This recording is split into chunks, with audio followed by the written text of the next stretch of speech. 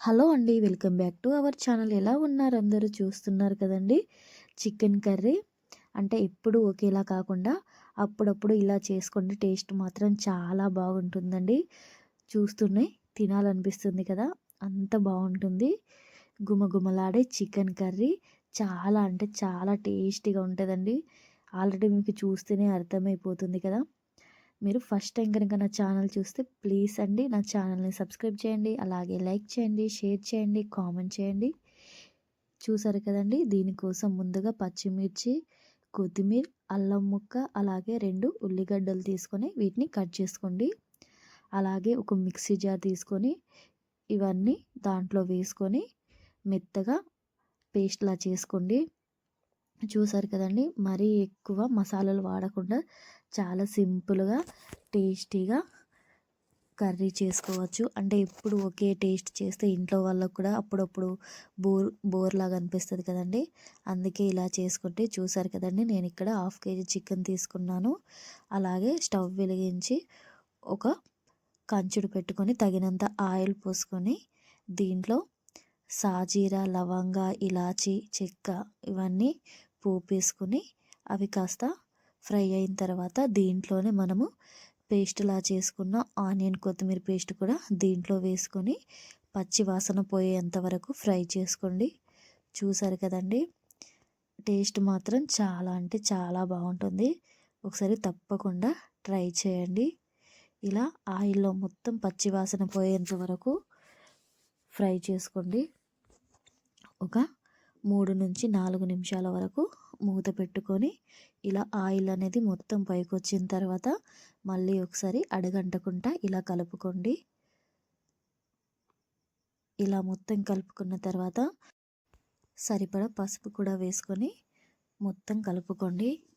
ఇలా కలుపుకున్న తర్వాత ముందుగానే సాల్ట్ వాటర్ వేసి చికెన్ని ఒక 2 సార్లు కడుక్కోండి. సాల్ట్ వాటర్ అంటే సాల్ట్ వేయడం వల్ల నీచు వాసన అనేది రాకుండా ఉంటుంది. ఇలా మొత్తం కలుపుకున్న తర్వాత దీంట్లో చికెన్ వేసుకోండి. చూసారు కదండి, ఇలా మొత్తం చికెన్ వేసుకొని ఆ గ్రేవీ అనేది మొత్తం పీసులకు పట్టేలాగా కలుపుకొని ఒక 5 నిమిషాల పాటు సిమ్లో పెట్టి మూత పెట్టుకోండి. చాలా సింపుల్ అండి, ఈజీగా చేసుకోవచ్చు. కర్రీ టేస్ట్ మాత్రం చాలా అంటే చాలా బాగుంటుంది. ఒకసారి తప్పకుండా ట్రై చేయండి. ఇలా మొత్తం కలుపుకొని ఒక 5 నిమిషాల పాటు సిమ్లో పెట్టి మూత పెట్టుకోండి. మళ్ళీ 5 నిమిషాల తర్వాత మూత తీసుకొని చూసారు కదండి, చికెన్లోని వాటర్ అలాగే మనం పేస్ట్ అంటే కొత్తిమీర పేస్ట్ చేసుకున్నాం కదండి, దాంట్లోని వాటర్ అన్నీ ఇలా మొత్తం పైకి వచ్చేస్తాయి. చూసారు కదా, ఇలా మొత్తం పైకి వచ్చేసిన తర్వాత దీంట్లోనే మనం కాస్తంత చికెన్ మసాలా కూడా వేసుకోండి.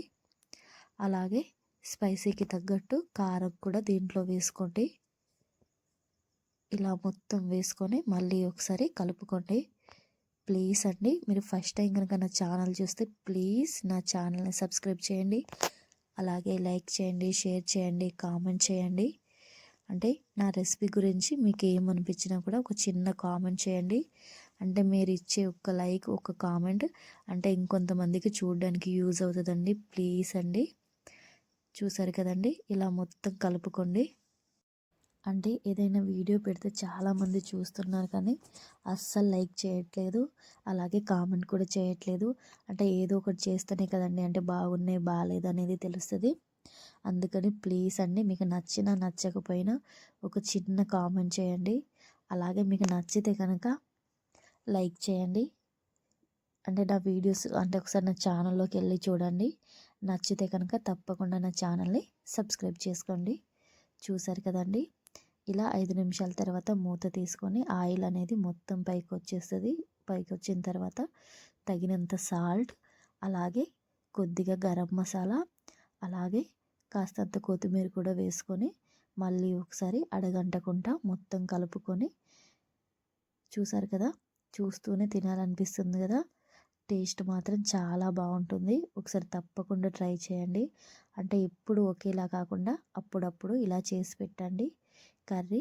అంటే ఇంట్లో వాళ్ళు మాత్రం చాలా ఇష్టపడి తింటారు. అంత బాగుంటుంది. ఆల్రెడీ మీకు తెలిసిపోయి ఉంటుంది చూస్తేనే కర్రీ ఎలా ఉందనేది. చాలా సింపుల్గా అండి. తక్కువ అంటే మన ఇంట్లో ఉండే వాటితోనే ఈజీగా కర్రీ చేసుకోవచ్చు. అంత బాగుంటుంది. నా ప్రాసెస్ కనుక నచ్చితే ప్లీజ్ నా ఛానల్ని సబ్స్క్రైబ్ చేయండి. థ్యాంక్ యూ ఫర్ వాచింగ్ అండి. ప్లీజ్ లైక్ చేసి సబ్స్క్రైబ్ చేసుకోండి.